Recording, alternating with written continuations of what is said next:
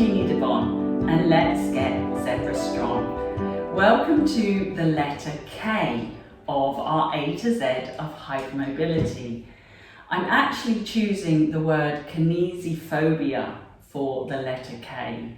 That's a big word. It basically means fear of movement. Now, through my personal experience and through working with clients for well over 14 years, who have been in pain with chronic illness or hypermobility EDS. Kinesiophobia is a fairly common occurrence because when you either, and that can occur for many reasons. Maybe you've had lots of injuries, maybe you're injury prone, maybe you're prone to subluxations or dislocations, maybe, it just hurts when you try to move.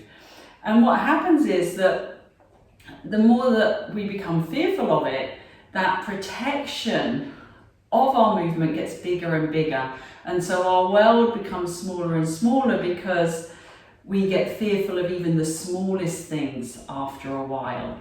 Okay, so whereas before we might have been able to do lots of activities, we were quite sporty, a lot of my clients were previously very sporty, very active, and then something happens and all the EDS symptoms gets triggered and the chronic pain gets triggered and their activity levels come down, down, down, down. Some of them end up, bedridden or very, very disabled or immobile. So it's, job through movement therapy to start to give the confidence back that it is okay to move. Now, when you've been in chronic pain for a long time, sometimes the pain is no longer a good indication of how your tissue really is. Okay, so hurt does not always mean that you're doing damage. The protection meter has become a lot more alert and is preventing us from doing the movement because we're fearful. And so a lot of what I do in my job is to help people learn how to move again. And part of that is by making them feel safe. When we feel safe, the nervous system is going to calm down, we're going to relax. When we don't feel safe, things are going to be on red alert and things are going to hurt more potentially. So my job is to help people feel safe, introduce them to movements that will allow them to start moving again without setting off these red flags and these triggers. We've got my little friend here with us who's wandering about. Animals move around, they don't get fearful of movement because they don't think about things, they don't have the same awareness and consciousness that we do. And we want to same as children, they move around, they're very fearless in many things they do because they're not thinking about all the consequences and the implications, and they have all these other factors impacting what makes us feel safe to move. But we want to encourage this ability to feel safe. And so a lot of early work with me is done lying on the ground, on our backs, so that we can start to feel safe and secure. And then the movements are very, very gentle and slow so as not to threaten the nervous system. Okay, so let's go ahead and just lie down on our backs, and we're going to do a couple of very gentle movements just to explore this idea of feeling safe. Okay, so hopefully I can lie down without being attacked by my friend here, who probably thinks this is a great game. So I'm just going to lie down, let's see what happens. Maybe I don't feel particularly safe at the moment because I might get jumped on in any second. Yes, okay. Yeah, I know. Let me lie down. Can I have some space to lie down? Excuse me. In here. That's it. There we go. Okay, we can lie down together. That's it. Right. So, hopefully he'll sit down. Now, get yourself comfortable on the floor. Okay. This isn't going to work, is it? Sit. Yeah. Very adorable, but when you're trying to do mat work and movement therapy, It's not always a good idea to have a furry friend. I mean, let me know what you think. Maybe your pets are better behaved than mine. Okay, so I'm going to invite you to just close your eyes. And just let your hands rest gently wherever you would like them to. So on your belly, maybe put one hand on your heart and one hand on your belly. So you really start to feel connected to your body and your breath. So just take a moment. Just want you to feel your heartbeat.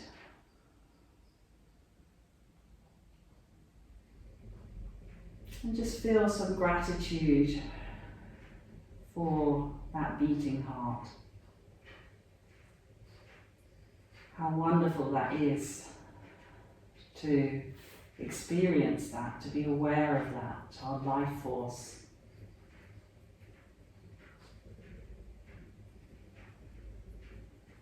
And just closely watch the breath coming and going. Just keeping the eyes closed, just allowing the body to start to settle into the ground.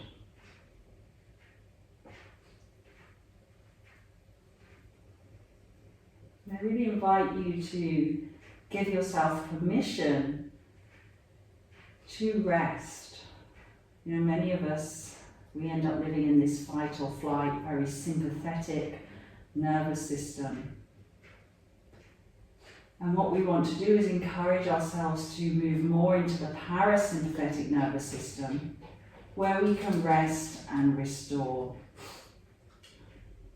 So just allowing the body to take a moment and just experience the sensation of heaviness into the back of the body.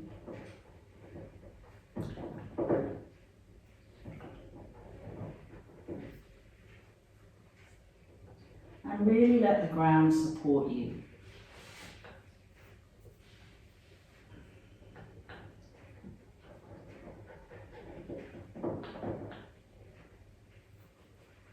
So draw your attention down towards your pelvis.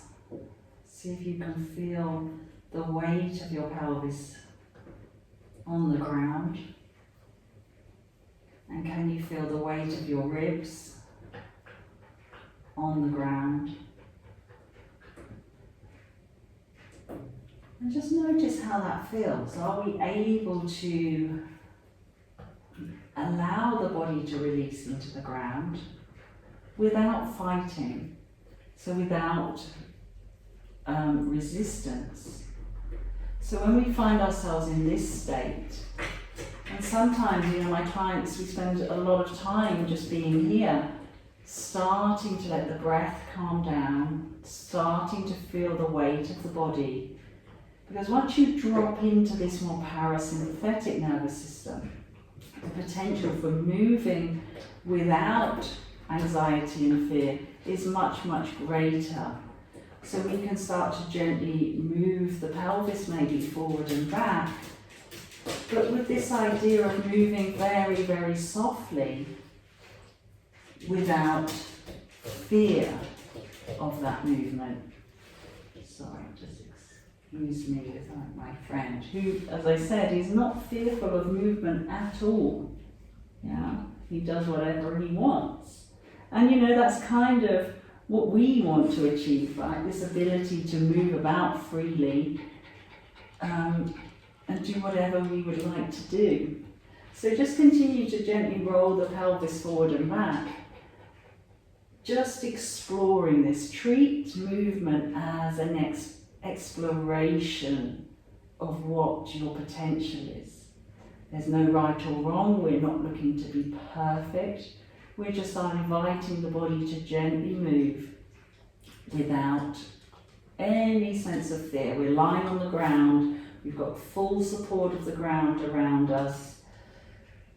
Gravity is drawing us into the ground, and we can just allow that body to move very, very softly. And then just let your pelvis rest wherever it feels comfortable. And again, just feel the weight of the pelvis.